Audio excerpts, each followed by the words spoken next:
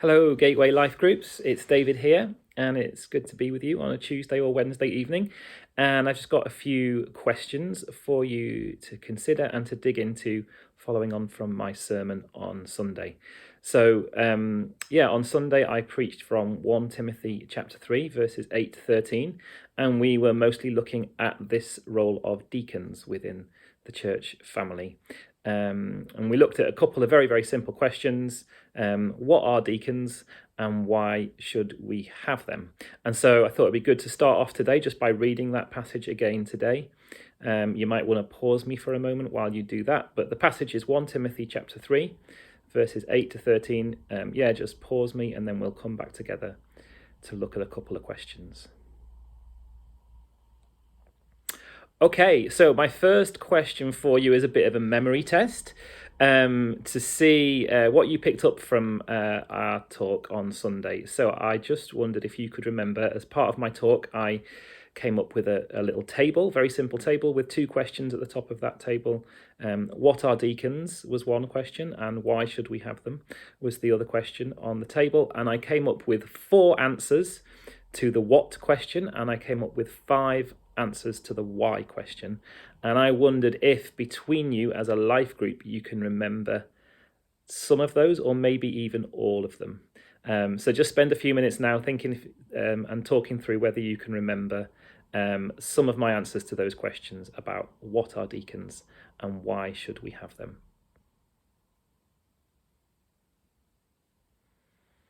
Okay, so here are the answers. So spoilers coming up if you haven't finished talking.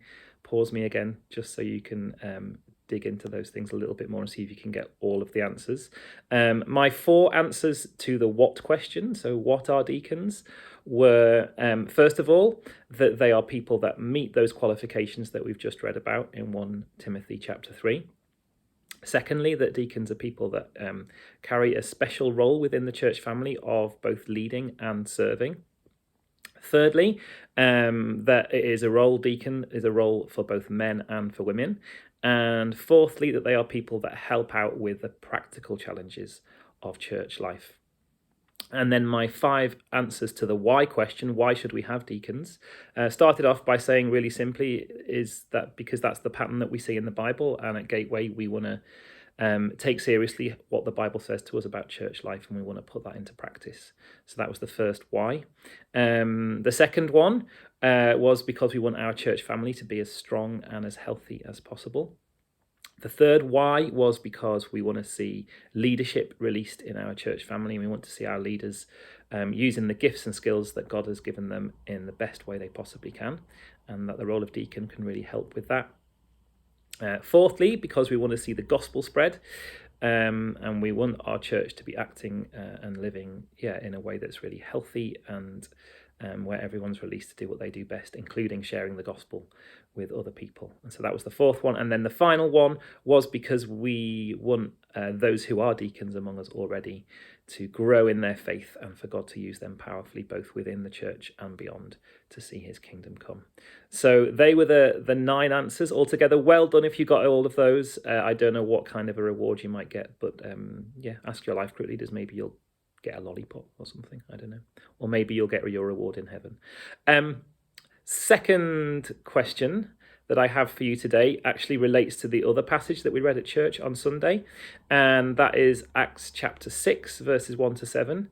So you might want to pause me again and read that passage together. Actually, might be worth you reading all the way to verse 15, because we're going to be looking at the life of Stephen a little bit as well. So maybe pause me now and read Acts chapter 6 verses 1 to 15, and then we'll come back for another question. Okay, so we've just read about Stephen and how he began his kind of life within the church family, serving amongst some of the poorest of the poor, waiting on tables, making sure that people who needed food got it. But then we looked at how God really used Stephen powerfully in other ways as well. So the passage talks about how Stephen did many miracles and signs in the city of Jerusalem. And about how he ended up in front of the Jewish leaders, in front of the Sanhedrin, standing up for Jesus and being very bold and courageous in what he said about his faith.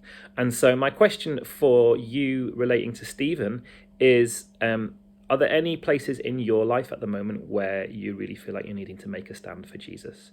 So that might be in your workplace or in your family. It might be a decision that you need to make where you're struggling to really be honest and above board and making sure that you're doing the right thing before God, even though maybe folks around you aren't doing the same thing.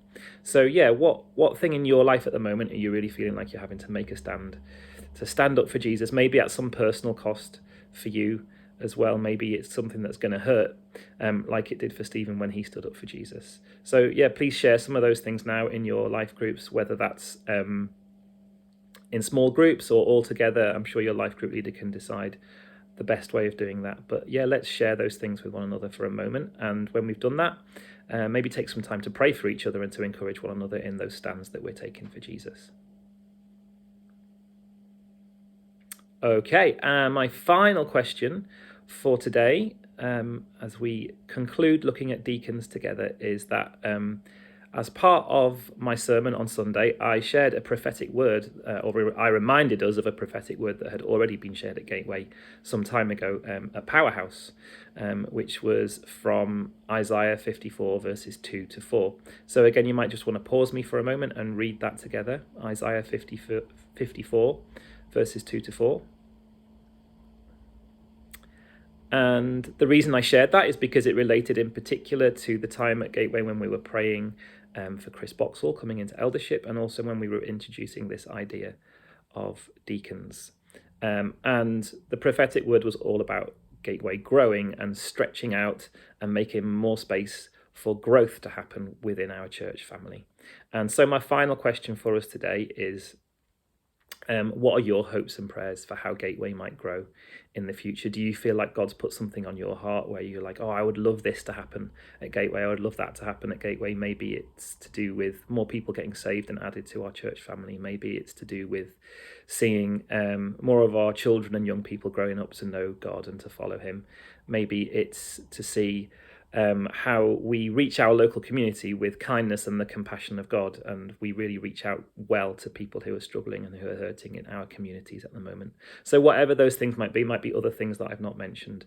Let's have a discussion now. What ways would you love to see Gateway grow in the future? And then if you've got time at the end of your time together today, take some time to pray into those things, and let's encourage one another and pray that God would continue to grow us as a church community.